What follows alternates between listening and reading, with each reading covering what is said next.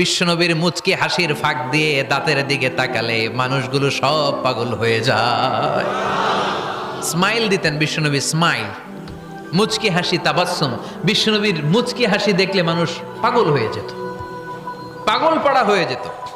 তারা বলে না না, এ মহামানব তো কখনো পাগল হতে পারে না।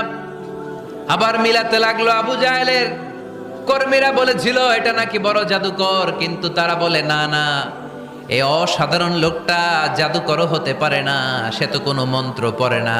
জাদু করার জন্য মন্ত্র পড়ার দরকার আছে না নাই? বিষ্ণুনবী কি মন্ত্র পড়তো? বিষ্ণুনবী কি পড়ে শোনাতো? চিল্লায় বলেন, কি পড়ে শোনাতো?